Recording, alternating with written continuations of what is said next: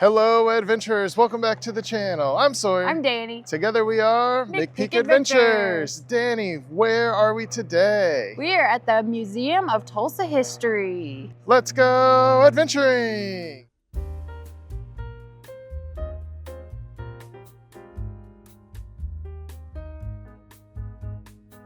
Okay, so we're in the Chronological Tulsa room, and we were just greeted by the museum curator. His name is David. Actually, I don't know if that's his real title, so don't take me on that, but his name is David. And he was telling us that this room that we're in right now is popular for when 5th grade classes come through.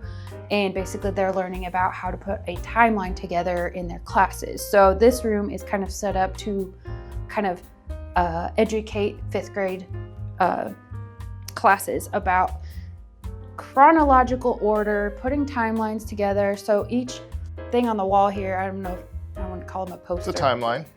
Each one of these sections has a 10-year period. And he said that's probably the best way to teach kids how to do chronological order. And I was like, well, that's actually really good for like mid-30s people as well, because I feel like breaking things down by decade is a lot easier than breaking things down by like a 100-year period. So that's what this room is, and I feel like they did a really amazing job of setting this room up. So let's take a look.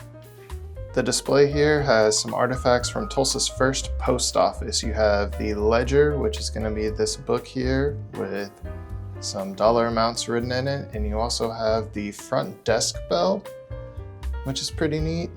And then you've got some pottery pieces that were found in an area of the post office. This phone here is from 1901, and surprisingly, this is not Tulsa's first phone. On the poster over there, it says that the first phone was in Tulsa in 1898, so this came just a couple years after the very first phone in Tulsa. Looks like we have a beautiful orange velvet sleeveless, dropped waist, irregular hem, 1920s dress here. And I only know that because that's what it says. Looks like it's in really good shape for does. the 1920s, so this is gonna be over 100 years old, which that's crazy to think about, you know, just something being over 100. I like that color, it's really nice. This is really cool here. They've got some 1962 baseball cards for the Tulsa Oilers, which is interesting. I wonder when they actually changed from being the Oilers to the Drillers. This is actually pretty wild, and I did not know that the first spin cast fishing reel was made here in Tulsa by R.D. Hull, and it's now produced by the Zebco company. What? That's nuts. Yeah. Hey, you never know what you're gonna learn. Seriously. That's crazy. How did we not know that? I don't know. We learn new things every place we visit. Oh, and what is this? The first driller statue. That is not the driller I know. The drill you know is in the next decade. Yeah, the permanent golden driller. Right there, 1966. This right here is a souvenir brick from Bell's Amusement Park. We've heard a lot about it, and unfortunately it closed before we moved to the Tulsa area, but it is located over where they do the Tulsa State Fair at the Expo Square. So I think we are done here in the timeline room, and let's head across the hallway. We are gonna head across.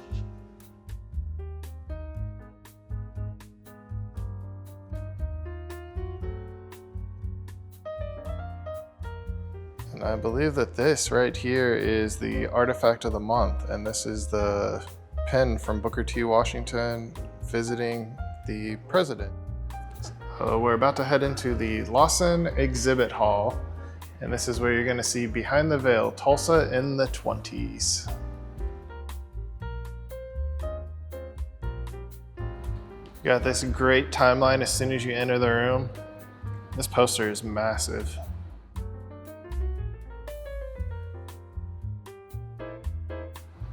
This fancy truck here is called a Tulsa 4. This was made for the oil fields and moving pipes around out in the oil fields. It has these skinny tires, which were specifically made to help keep it from getting stuck in the mud. This was made by the Dodge company, and it's got the Tulsa 4 logo on it.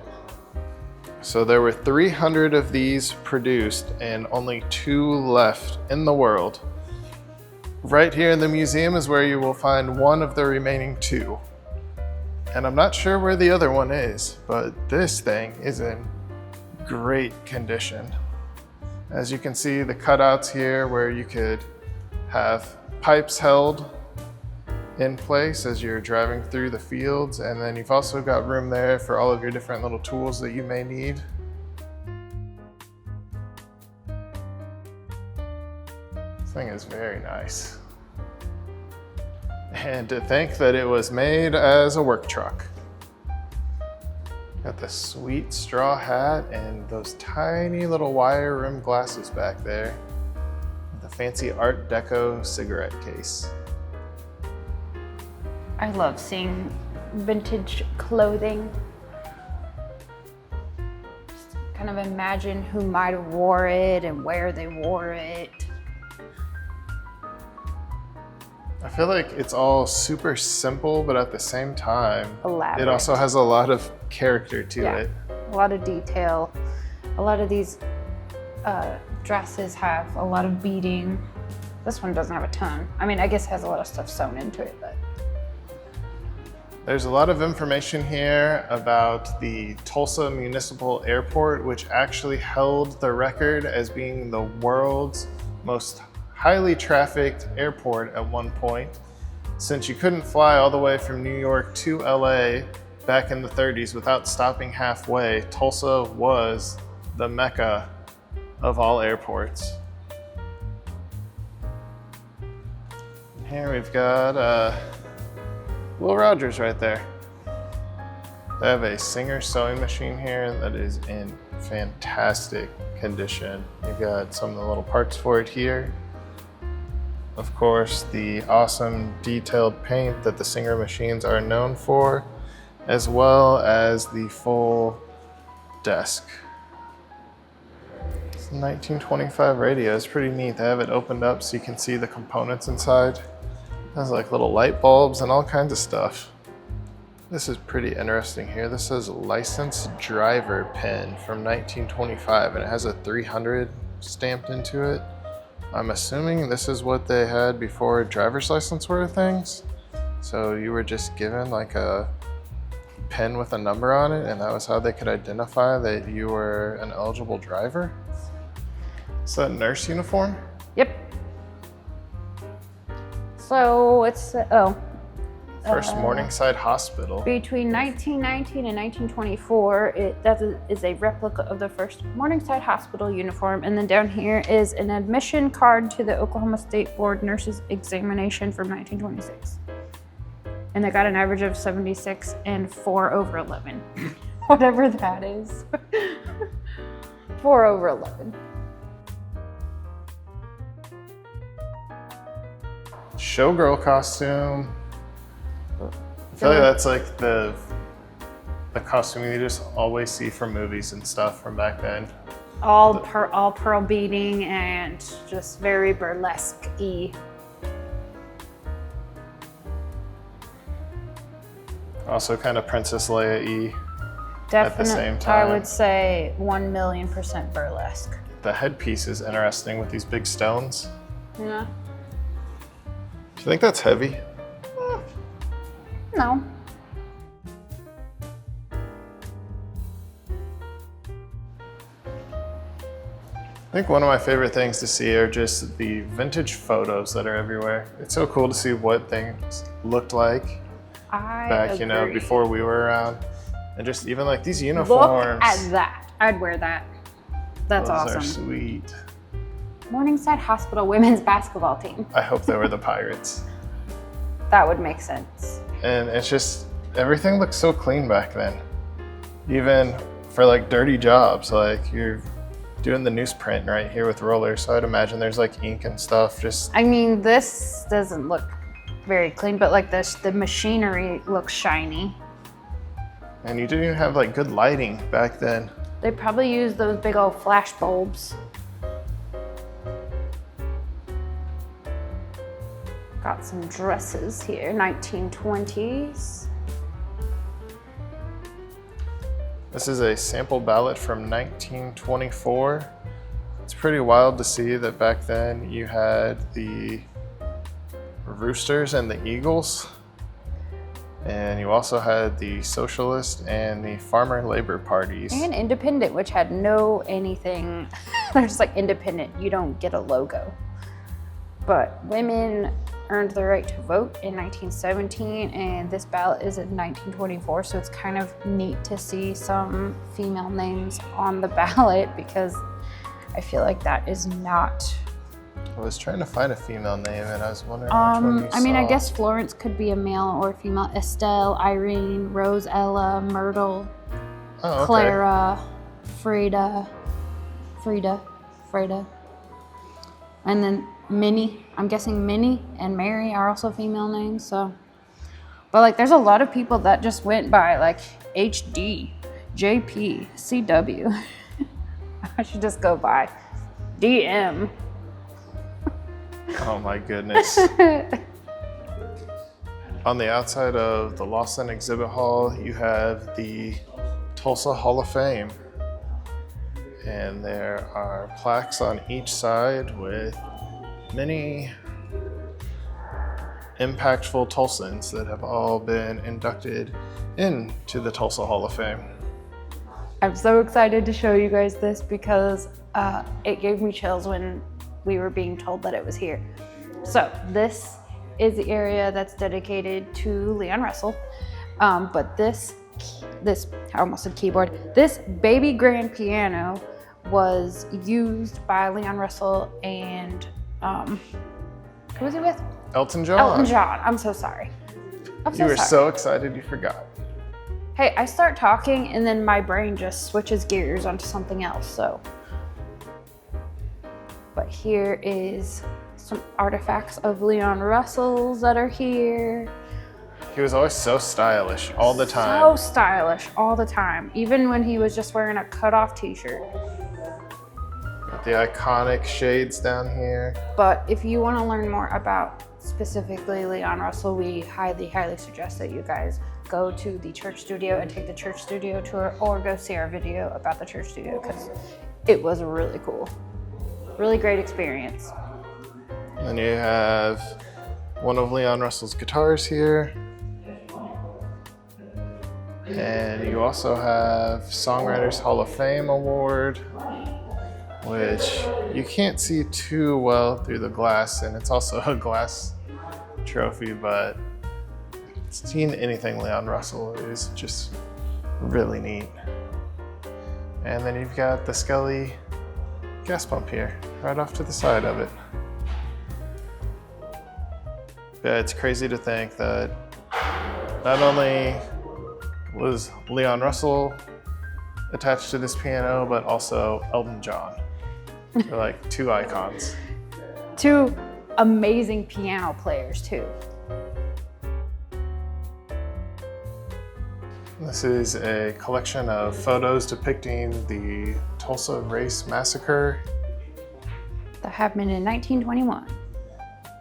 And also there are a lot of just photos of Greenwood and all of the devastation that happened to it back during the Tulsa Race Massacre.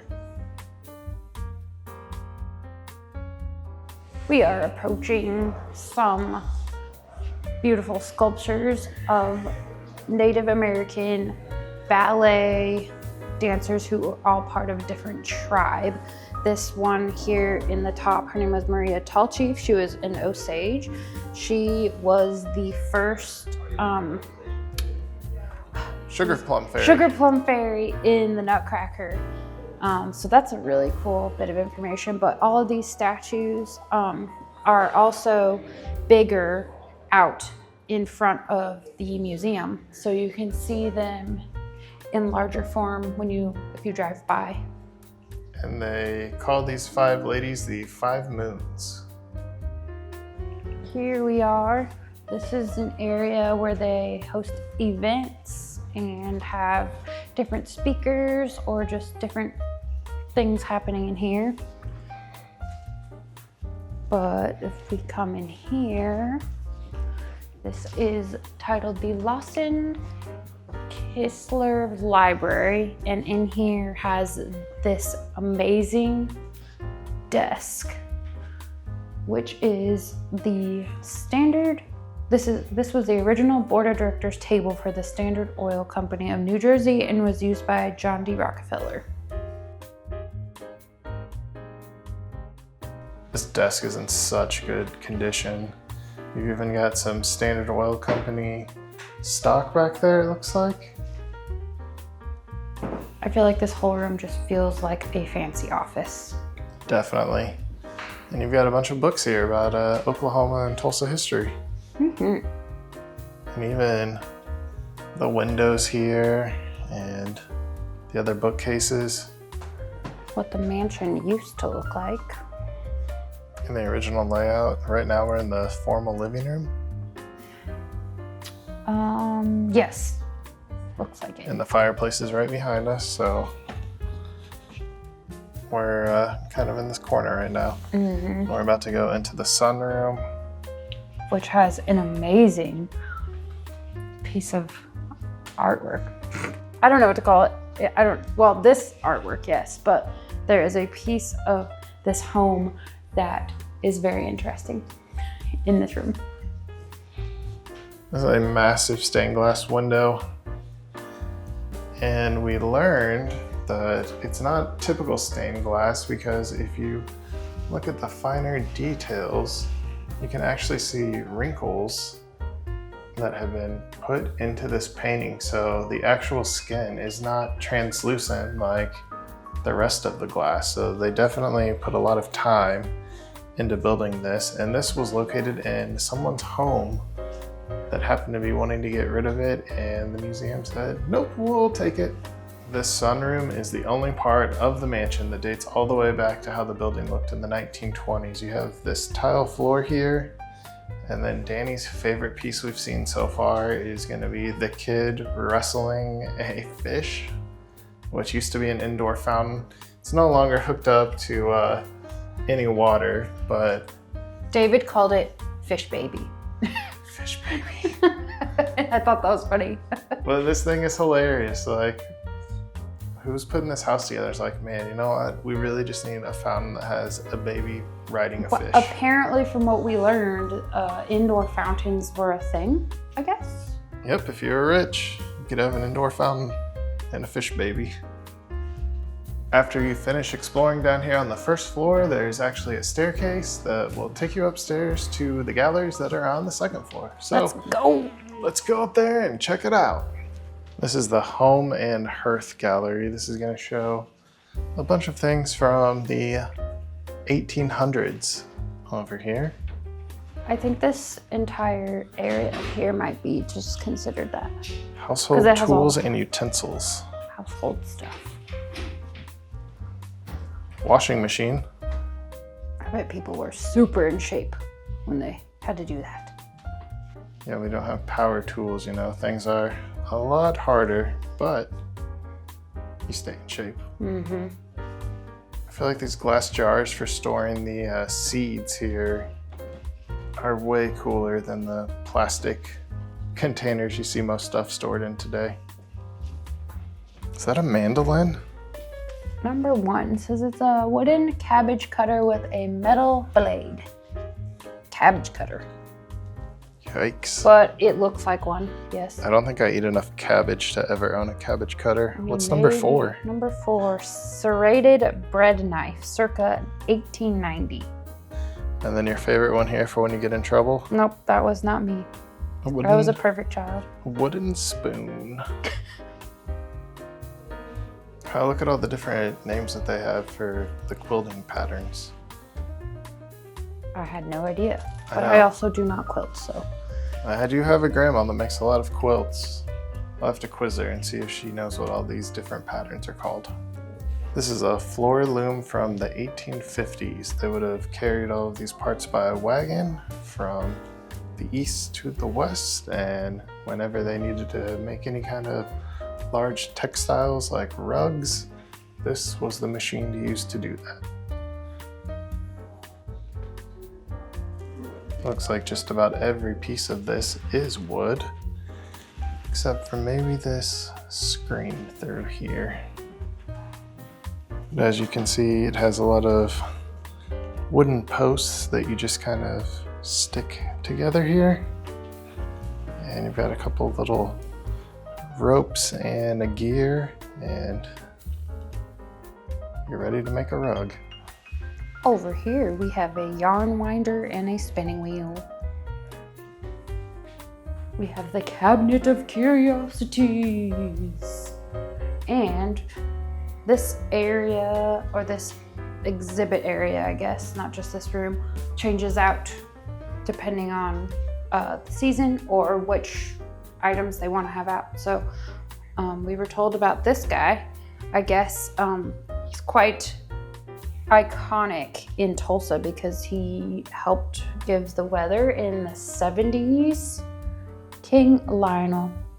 He has some sweet boots. He does. I even have the K and the L combined there for the King Lionel logo. Perfect. And it's got the hair that reminds me of like a Cabbage Patch doll back in the day. Yep. There's a little crown back there.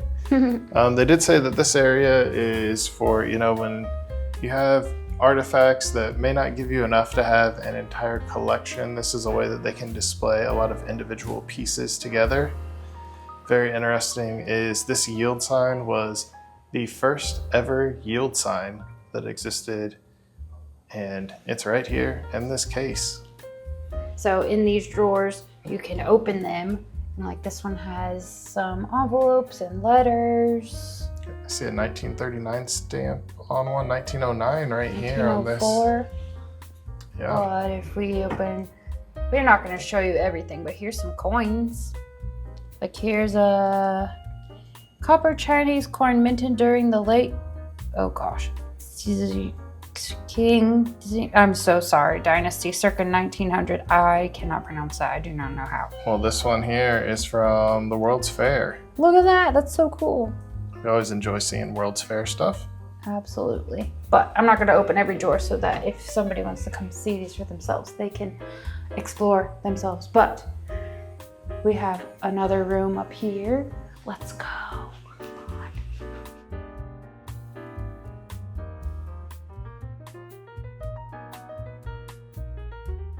This has the first pantsuit nurse's uniform used at the Hillcrest Medical Center School of Nursing in the 70s. They no longer wanted to wear dresses or skirts, and I can't say I blame them. And because it was the 70s, that's why you've got the little bell-bottom flare on the flared pants legs. there. Yep. And we got a couple of wedding dresses over Wedding here. dress. Pretty neat. And then, did you see this? It's a zebra outfit with a tail. I don't even know. Is it a tail? Oh, zebra costume in Central High School's 1969 production of Days. I see. Okay. But it has this one long pant leg and one non. But over here is also a similar type of thing where you can pull the drawers open, and I will pull. Hold on, let me make sure this is the one I want to show you. No, let's open this one. This one is, I thought this is really cool. This is the full set of Pepsi bottle caps that feature the Tulsa Oilers baseball team's names on the underside. So each player was listed underneath a cap, and you would, you know, buy a bunch of Pepsis, and eventually if you bought enough of them or you got lucky in the order you bought them, you could have a complete set featuring each player's name. But this is definitely one of those oddities and curiosities, because this is really cool, but where else would you see it? So just, that's what this area is for. Pretty neat, interesting things.